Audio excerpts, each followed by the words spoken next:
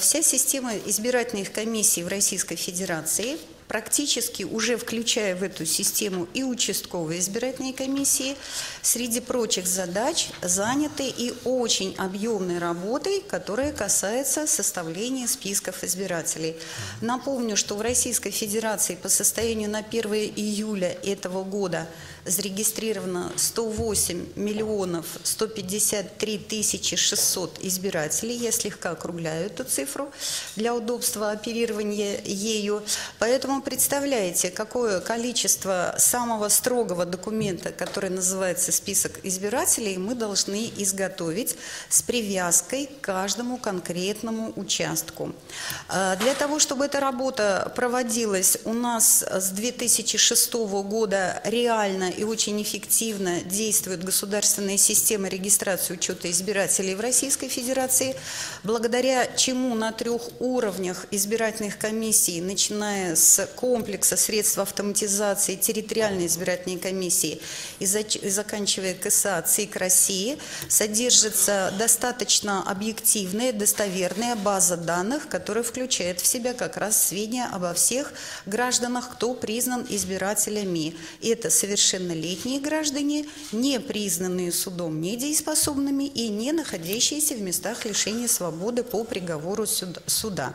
Поэтому, как только возникает необходимость передать официально информацию, сведения о гражданах в территориальные избирательные комиссии, а это по закону происходит за 60 дней до дня голосования.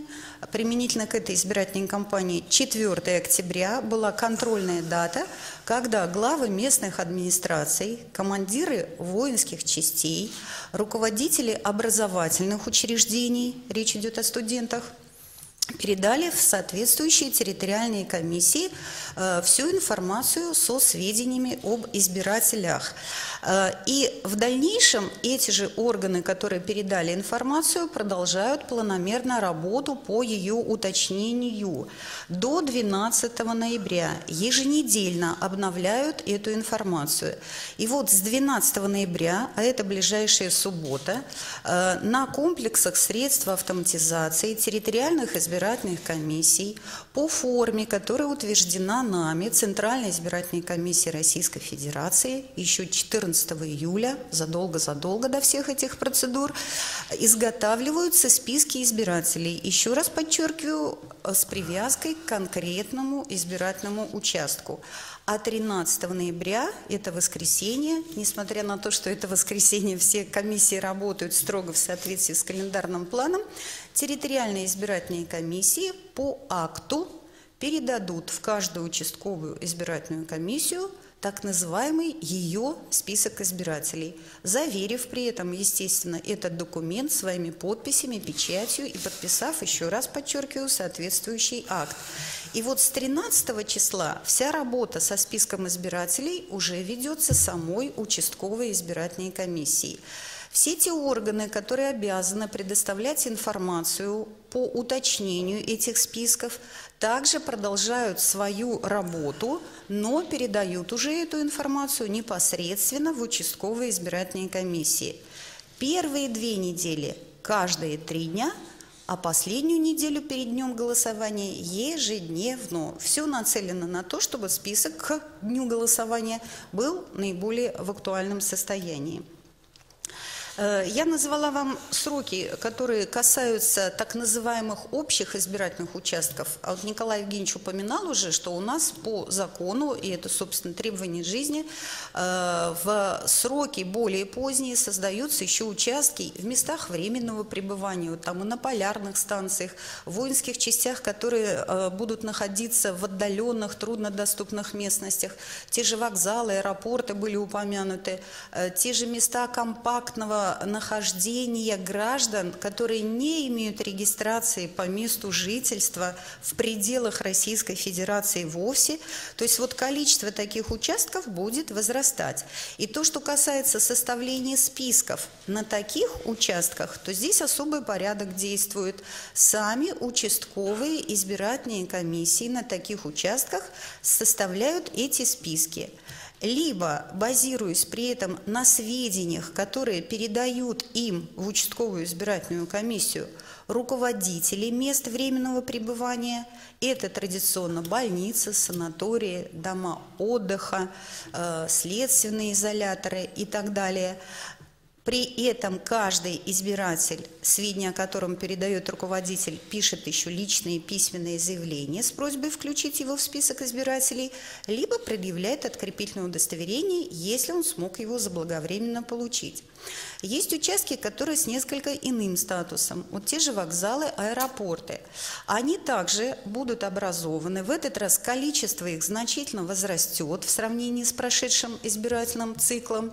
Для реализации всех этих мероприятий мы 31 октября подписали соглашение с ОАО «Российские железные дороги», по которому определили обязательства сторон, и в результате чего договорились, что у нас в этот раз в 43 регионах Российской Федерации на 65 вокзалах железнодорожных будут образованы такие участки. Но здесь, внимание, здесь только по открепительным удостоверениям будут голосовать граждане, которые либо в это время уже находятся в пути следования и просто учитывая время стоянки поезда выходят и голосуют на участке, помещение для голосования которого расположено в здании железнодорожного вокзала, либо это так называемые провожающие, встречающие, но с открепительными удостоверениями и собирающиеся проследовать куда-то. Такой же порядок действует и в аэропортах. В этот раз, то, что касается аэропортов, кстати, не знаю, как ударение правильно поставить, подскажите. 24 субъекта Российской Федерации, 27 аэропортов.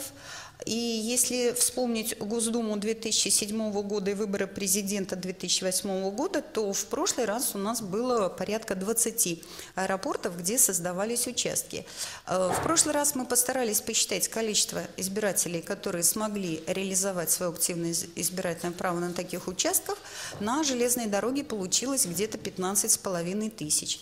Поскольку нам дорог каждый избиратель и также дорог его голос, поэтому вот мы думаем, что это такой реальный тоже вклад в дело реализации избирательного права наших уважаемых граждан.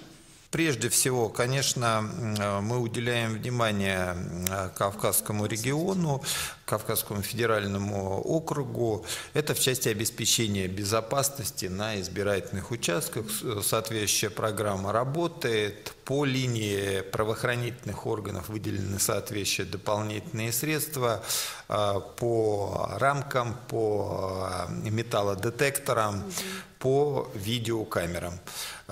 Правда, вот про видеокамеры мы специально обозначали, что они все-таки должны находиться до избирательного участка, потому что их задача обеспечить безопасность проведения выборов. Вот такие особенности. В остальном на сегодняшний день я не вижу каких-то иных особенностей проведения выборов на Северном Кавказе. А число сотрудников полиции на участках? Я не готов сказать, сколько количество будет сотрудников. У нас каждый избирательный участок берется под соответствующую охрану. Кое-где будет и больше, чем один сотрудник. Круглосуточная, сразу скажу, за 3 дня у нас берется все избирательные участки.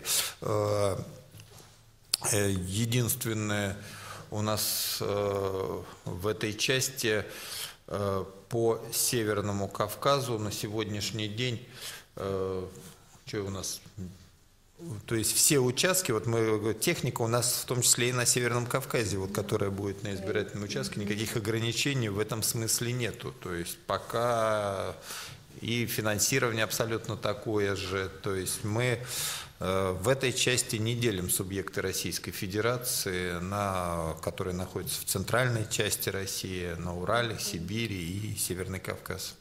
Поскольку вот в этих республиках, там, где есть необходимость поддерживать вот этот общественный порядок, откомандированные из других регионов Российской Федерации сотрудники правоохранительных органов, то перед избирательными комиссиями встает задача также организовать в рамках закона голосование этой категории граждан, наших избирателей, которые временно пребывают на территории вот этих республик.